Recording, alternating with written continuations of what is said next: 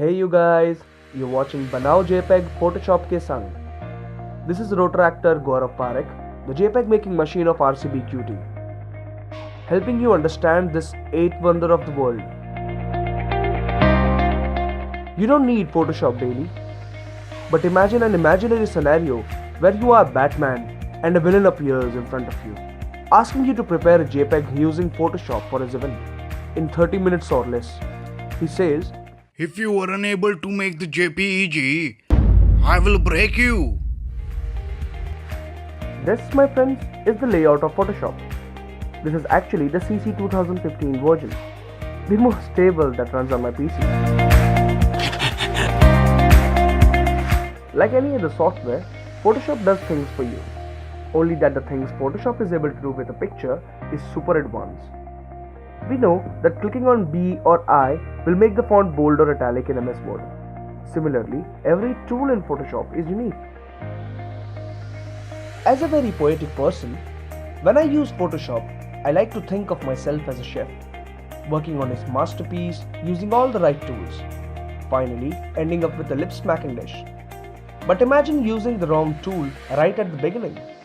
I can't peel potatoes using scissors. Same is with Photoshop. One needs to keep an eye on the tool currently in use. Another thing which helps is that to get familiar with more and more tools. You will be amazed to know that what you are currently looking at is not even 5% of Photoshop. Allow me to introduce you with some basic tools here on the left hand side of the Photoshop. What we have here is a PNG format picture of me. The speciality of such format is that we can totally make the background disappear, so that it can blend in any background it is put in. Like how I used this picture throughout the video, the original one looks like this. Now, first up, Move tool. As the name suggests, it moves. You might notice pink lines appearing while you move a photo. They help you see when the photo is right at the center of the frame. Next up, Rectangular Selection tool. It is also called a marquee tool. It helps you select a part of the image and then do whatever you want with that particular part. To show an example, I selected this part and I can now use Move tool to move it. If you right click on the marquee tool, you get other shapes you can select in.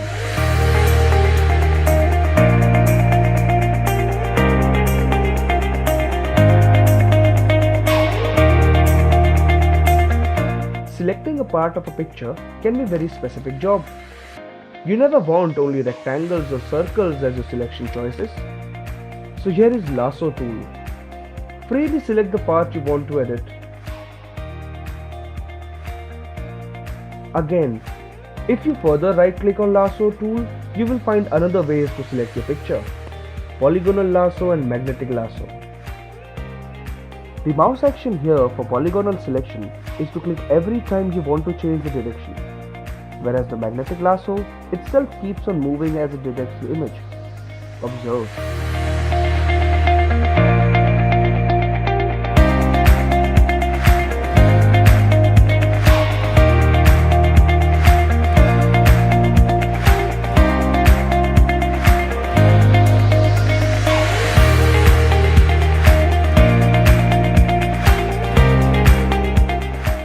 Magic Wand is furthermore another way to select a part of image. Observe.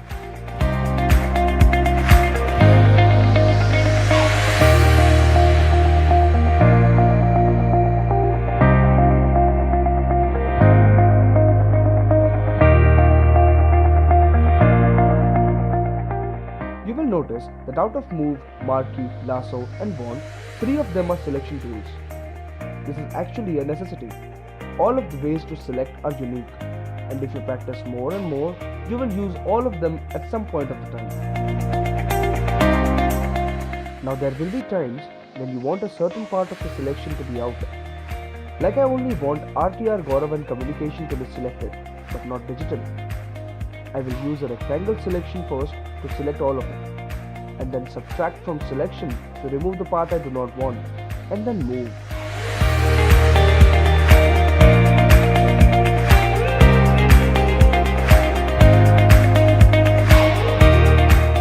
Another advanced way to select within a picture is to select a particular color tone.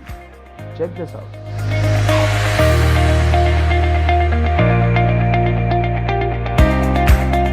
Let us get out of the selection tools. It's getting quite boring now. Clone sample is one interesting tool to work with.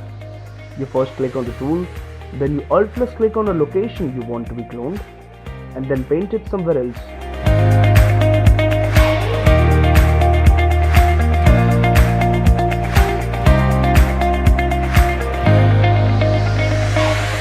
Other than the fun part, I find it really helpful in removing a written data on the image. This is how I edited the original writings on the slate throughout my video.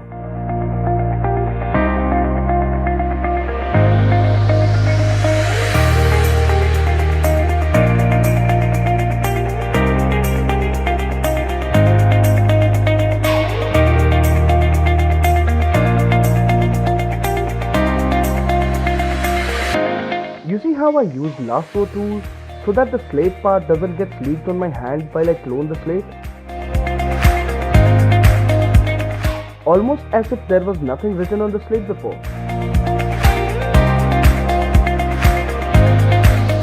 Now next up is delete tool.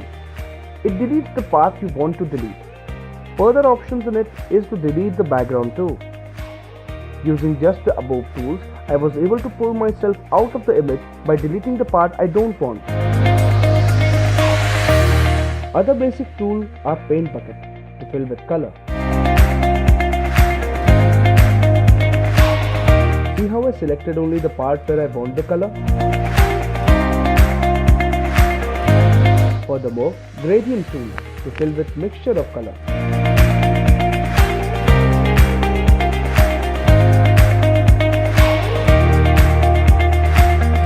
Then there is a text tool to add text on the image. Pretty basic. This is all we got for important tools on the left hand side of the Photoshop layout. Now for the right hand side tools I have been using. They are not your everyday average tools. These are advanced tools. First up, Layers. now what are Layers. The concept of layers is simply an image on an image, or it can be a text or logo or anything for that matter. How did I make myself wear a Batman or Bane mask? It was a layer on the original image. In this particular case, first one was the original image of me, then a text on the image, and then finally the Batman mask on the top. 3 layers in total. Another important functionality offered by Photoshop is history, which keeps a tab on the things you do since you open up a project to edit. You can click on any one of it to go back and undo a mistake you did a few steps back. For me, layers and history are a must if I want to edit a picture. Last thing is the importance of saving the file in PSD format. It helps us to simply open the PSD file and make the necessary last-minute changes on the project.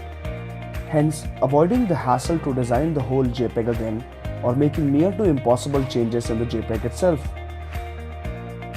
Sound out about how you liked this video. Thanks for watching. Saving as PSD.